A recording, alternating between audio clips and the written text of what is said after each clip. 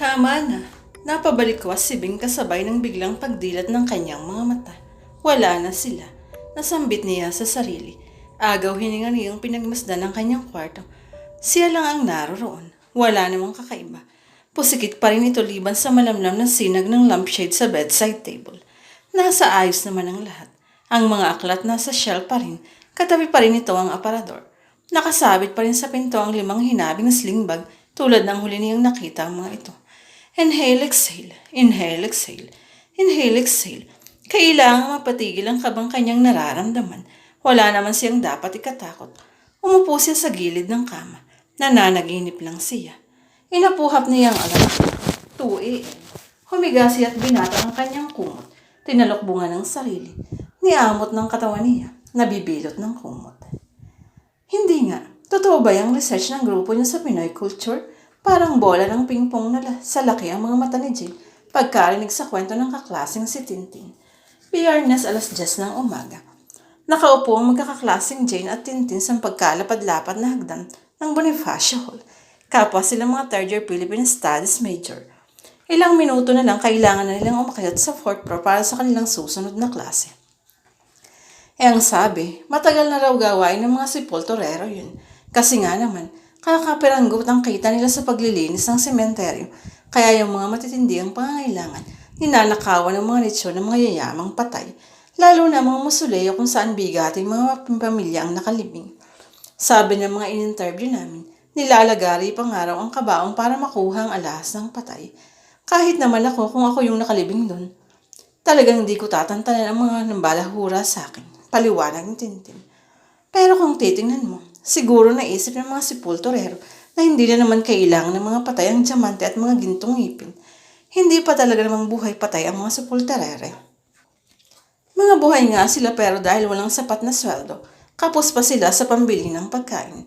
Alangan namang lumamon sila ng lupa. Kapag tawag ng tiyan ang pinag-uusapan, hindi talaga maiiwasan ng tao magpakababa ng pagkatao to the lowest level. Basic instinct yun, diba? Kung bagagawain natin ang lahat makasurvive.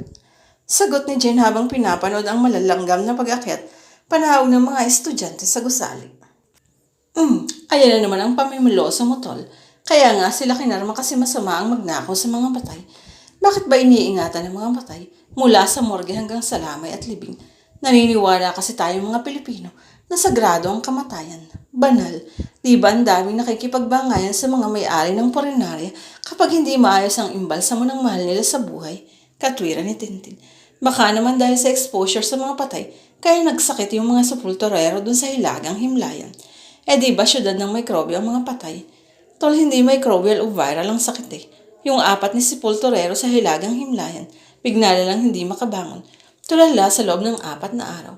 Kung hindi pa nga raw nanalangin maghapon magdamag ang mga kapag-aanak nila sa bukanan ng hilagang himlayan, ay mag-alay ng pagkain at kandila, hindi magbabalik ang lakas ng 4 na yun.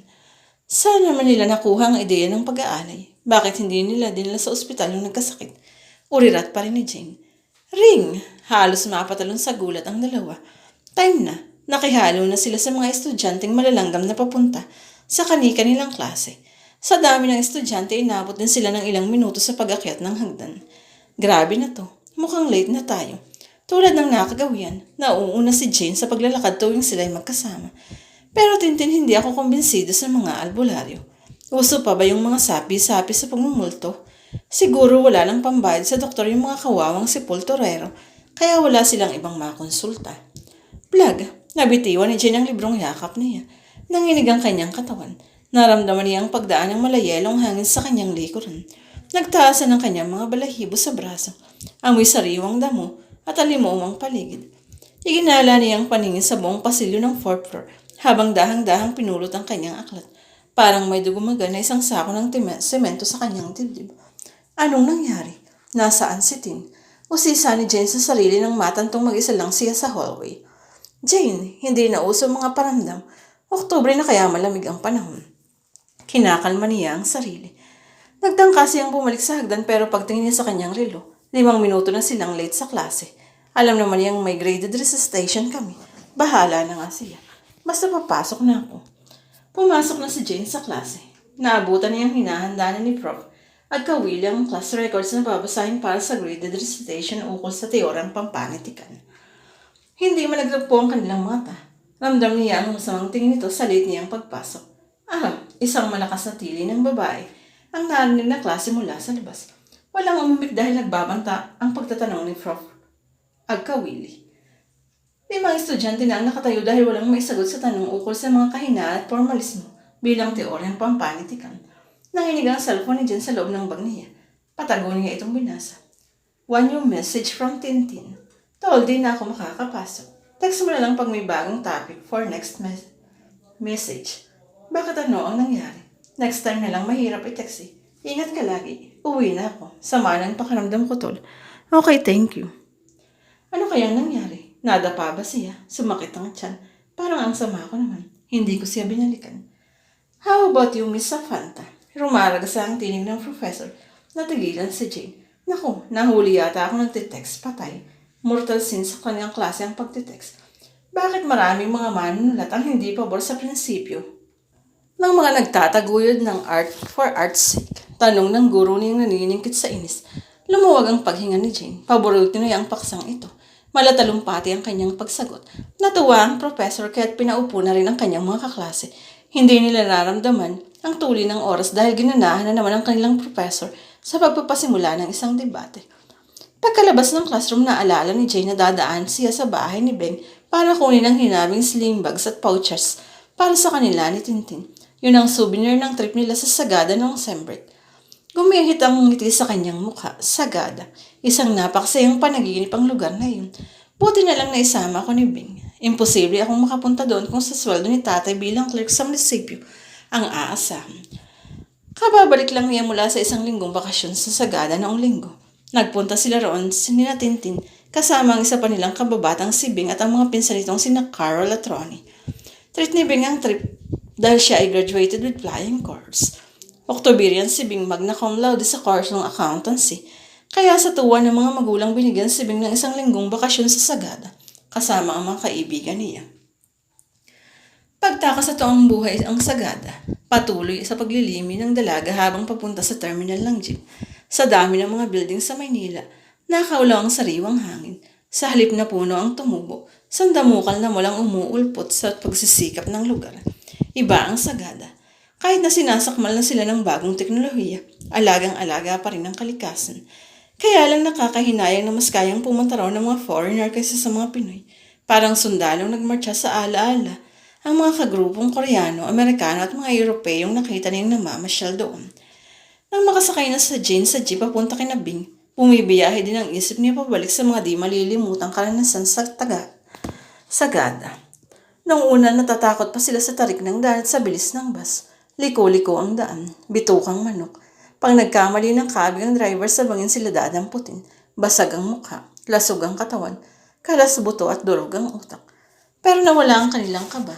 Hindi na sila makaupo ng maraanan nila ang mga bundok ng Mountain Province. Lahat pala roon ay may plant terraces. Dati ang pagkakaalam niya sa Banawi lang may rice terraces. Pero halos paikot ang mga bundok papuntang Sagada. Galing Baguio ay tadtad ng hagdan-hagdang taniman. Sabi ng mga nakasabay nila sa bus, may mga patatas, repolyo, at iba pang gulay na nakatim sa bundok, hindi lang palay.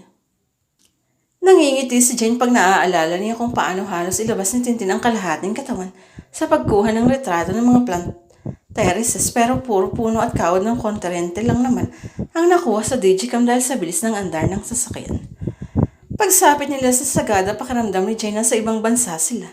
Napakalinis ng lugar. Akmang-akma sa clean and green.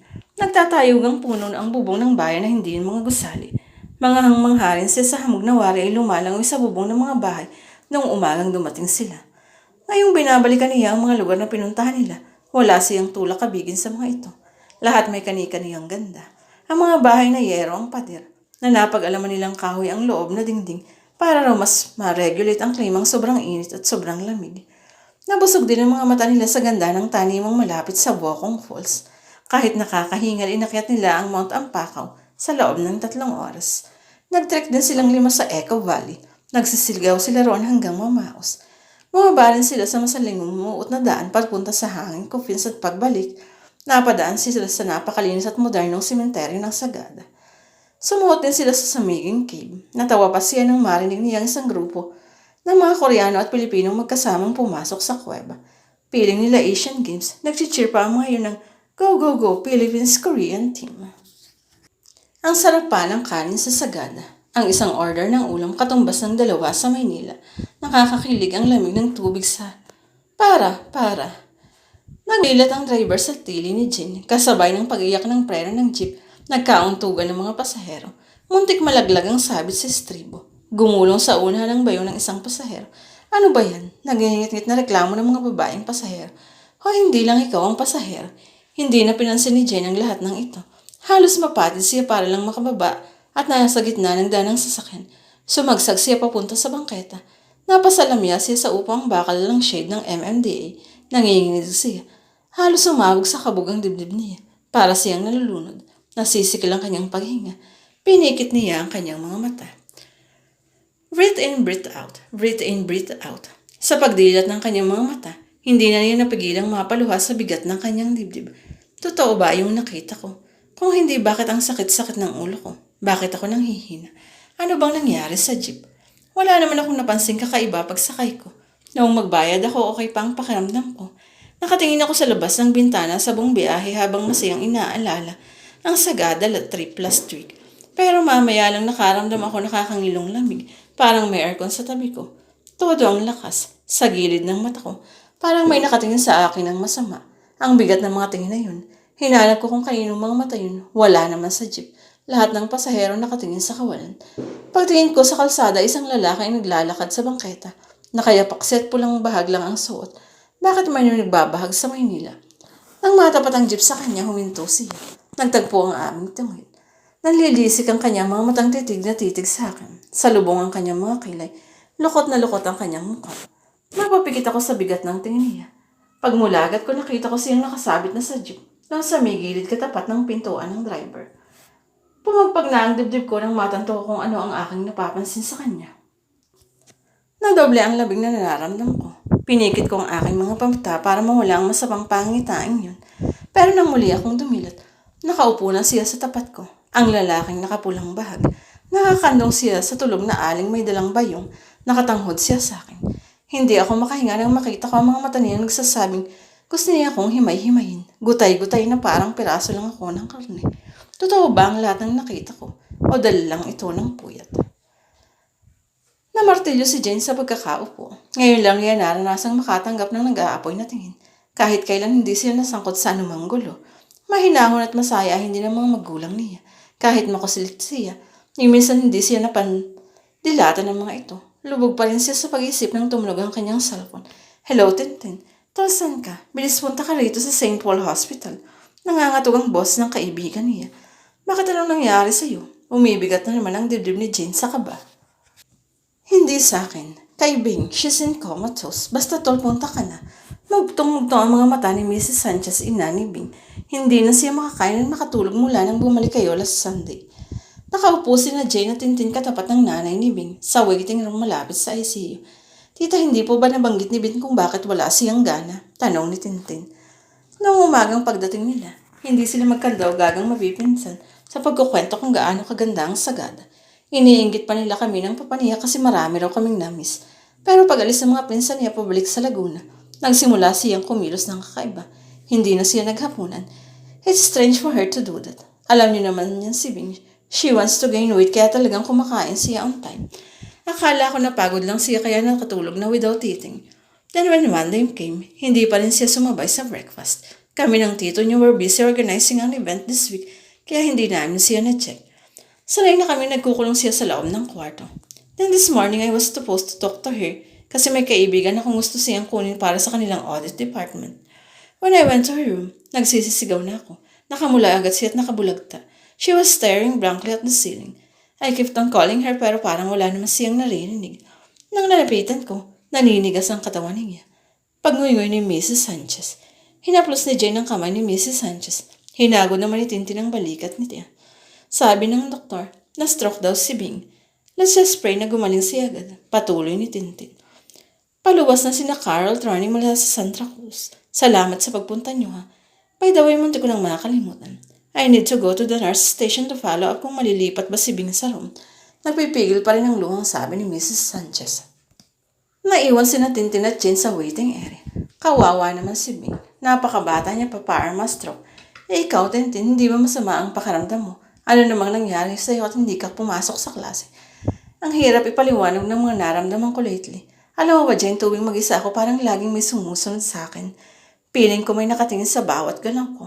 Tapos kanina nang maiwan mo ko sa pagmamadali nating umakyat sa 4th floor, bumigat ang mga paa ko. Hindi ko maihakbang. Parang nalagyan ng malamig na kadena ang mga paa ko. Halos malaglag ako sa hagdan. Tapos nang tingnan ko ang mga paa ko, kalansay na kamay ang sumasakal sa mga ito. Kaya napatili ako't nagpilit na makatakas.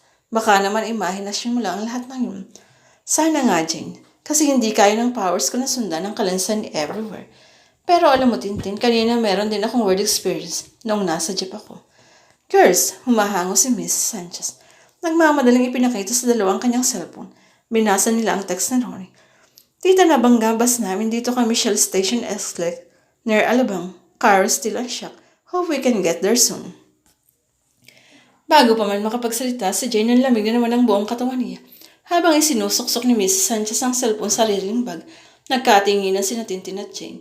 Sabay din silang napatitig sa elevator na bumubukas katapat ng waiting area. Nandun ang lalaking nakita ni Jane sa jet. May suot itong violet ethnic vest na nakabulagsak sa wheelchair. Tinutusok ng tingin ang direksyon nila. Namilog ang mata ni Tintin. Itinuro niya kina Jane ang elevator. Nang ibubuka niya ang bibig niya, agad nagsara ang pinto ng elevator. Anong nangyari sa Tintin? Alalang tanong ni Mrs. Sanchez. Tita, babalik na lang po kami bukas. Hinawakan ni Jane ang tulalang kaibigan. Hinalalanin si Tintin palabas ng ospital. Nakaupo na sila sa loob ng fast food sa tapat ng ospital nang mahimasmasan si Jane. Yumakap siya kay Jane at tuluyan ng sumabo ang iyak ng magkaibigan. Anong ibig sabihin ng lahat na ito? Walang magpapakitang entity ng walang dahilan. Paliwanag nila din kina Jane at Tintin. Nasa sala sila ng bahay ni Nabing, araw ng Sabado. Nagdesisyon si Jane na konsultahin ng kaibigan tungkol sa kanilang mga kaibang karanasan. May third eye daw si Riden na nagpapaktis siya ng paranormal studies. Talagang dapat dito sa bahay ng kaibigan yung magsimulang mag-imbestiga. Patuloy ni Riden dahil siya ang nakaranas ng pinakamabigat na resulta ng encounter. Yan naman ay kung isa lang ang entity na nakikita nyo. Minsan kasi, pasensya na kung late kami. Entra ni Ronnie kasunod si Carol. Hindi kami agad nakalis sa ospital. Saglit na nagising si Bing. Talaga, nakausap nyo ba siya? Natatanantang tanong ni Tintin. Ang tita ang nakausap niya. Ilang segundo lang ang pagmulat niya. Inulit-ulit ang salitang pinto. Sagot ni Carol. Tumayo si Reden. Pinasok niya ang kwarto ni Bing. Napasunod ang 4. Hinarap nila ang bahagi ng pinto ang nasa loob ng kwarto. Hinabot ni Reden ang 5 hinawing slingbag na nakalungay niya sa pinto at inilagay sa kama. Binulatlat ang mga ito. Napailing siya. Hindi na ako magtataka kung bakit nangyayari yun kay Bing. Look at this. Hindi, sabay-sabay na sigaw ng 4 talaga. Napayak sila't niyakap ang isa't isa. Hindi inaasahan ni Jane na makakabalik siya agad ng sagada. Hindi rin niya pinangarap na makabalik siya sa lugar na yun sa punong-puno ng takot at pangamba. Linggo ng umaga. Pagkatapos magsimba sa St. Mary the Virgin Church, naglakad na sina Jane, Tintin, Ronnie at Carol pak sa burol. Di tulad ng makulit na asarang nangyari sa una nilang pagpunta. Ngayon tahimik silang nagpasintabi sa mga punto na nadaanan nila sa Sagado Cemetery. Walang imikan. Pinalikan nila ang daan malapit sa Echo Valley. Maputik pa rin ang lupa tulad ng una nila itong masilayan noong nakaraang linggo. Huni lang ng mga ibon ang marinig sa gitna ng mga tumutusok sa langit na pine tree. Napaluha si Jane nang makita niya ang kabilang bahagi ng lambak. Pababa silang muli doon sa mga batuhan. Ngayon hindi na fear of heights ang primary concern niya gaya ng iniisip niya nung una nilang babain ang mabatot maputik na daan. Pakiramdam niya kailangan niya mangumpisal. Kailangan niya magsakripisyo sa lahat ng bagay. Sa ibaba ng mabatong burol, hinihintay sila ni Reden at Dina, isang taal na sagada. Siya ang naging giya nila sa unang pagpunta sa lugar na iyon. Tagaktak ang luha ng 4 nang muli nilang makita ang mga kabaong na nakasabit sa gilid ng kuweba. Lalo pa silang natahimik na marating na nila ang kailang pakay sa gilid ng kuweba. Ang mga butong ng kalansay na nakatambak sa isang gilid. Inilabas ni Ronnie ang mga slingbag. Ibinigay niya ito kay Dina. Dahan-dahang inilatag ni Dina ang mga buto. Naalala ni Jane ang mga nangyari nang una niyang nakita ang lugar. Sa sobrang excitement na makita ang hangin coffins, nagpadaos-dos sila pababa mula sa Echo Valley. Pinagsabihan pa sila ni Dina na hinaan ang boses at iwasang magharutan at tumili. Nakita nila ng malapitangan ng mga kabaang sa ere. Manghang-mangha sina Jane at Tintin sa paraan ng paglilibing na ito. Pinagtalunan pa nilang dalawa kung paano may sasampay yung mga kabaong sa mataas na bahagi ng kuweba. Hindi naman magkamay sa pagkuha ng litrato sina Carol at Ronnie. Si Bing naman gusto pang hawakan ang daan taon ng mga kabaong. Pero nang ituro sa kanilang hindi ng isang gilid ng kuweba, bigla napalitan ng awat isang pagkamangha ni Jane. Nakita nilang 5 ang isang sunog na takip ng kabaong. Mukhang pinanggatong ito ng kung sinong turista. Ang silang katawan ng kabaong ay nanatili pa rin nakasiksik sa gilid ng kuweba. Naging balsin nang makita niya ang mga buto ng taong nagkalat sa lupa katapat ng sirang kabaong. Sa paligid niya may mga basyo ng alak at kalamanging plata ng pagkain at beer. Ipinaalala ni Dina sa grupo ng nararapat na asal kapag nagpupunta sa lugar tulad niyon. You should take nothing but pictures and leave only your footprints. Nagdasal si Dina. Malalim ang paggalang namin sa aming mga ninuno. Natutuwa kami at humahanga ang tulad yung mga tagalabas sa kultura namin. Pero nalulungkot din kami pag sobrang panghihimasok niyo. Hindi na ako nagtatakang nagpakita siya sa inyo. Pag hindi na ibuburol at nililibing ayon sa tradisyon ng aming mga kaanak, nagsasakit ang mga naiwang kapamilya. Umabalik naman ang kaluluwa kapag hindi ito makapaglakbay ng matiwasay patungo sa kabilang buhay. At nangyari lang iyon kung nasusunod ang aming tradisyon tungkol sa kamatayan. Ang mga pangilin, dasal pag-aalay ng malilinis na hayop at pagpapanatiling maayos ng kanilang himlayan. Kaya pala, naisip ni Jane, kung nakinig lang sinabing kay Dina, hindi nangyari ang lahat ng karanasan itong nakaraang linggo. Hindi na sana ni pinag-interesa ng mga buto ng taong ito. Sapat na ang mga bag bilang souvenirs. Ang makapunta nga rito ay kakaibang experience na, pero ang kunin pati buto nila. Nagkakatay na ng baboy at manok sa bahay ni Nadina. Kailangan daw yung iali para sa kaluluwa ng kadang yan. Ayon kasi sa nakita niyong lalaking naka-violet ng jacket, losodan ang damit na yun. Kadang yan o mayamang lalaki ang naghihiganti. Paliwanag na rin din. Ipalilipat na rin namin ang mga butong ito sa Sagada Cemetery para maiwasan ng pag-interesa ng mga susunod na makakapunta rito. Sabi ni Dina, tayo na. Sana gumaling na ang kaibigan niyo. Abot lang ay nagunsal ng lahat bago pumanik sa kabilang burol. Pagdating nila Ron, nabalot ng makakapal na hamog ang paligid. Si Jane ang nasa hulihan. Nang lumingon siya, may mabilis na haang dumaan sa kanyang harapan. Nang mahawi ito, wala na ang mga nakasampay na kabaong sa gilid ng kuweba. Imposible. Baka natabingan lang ng hamog. Nang muli siyang mga humakbang, nauntog siya sa balikat ni Tintin. Tintin, sir.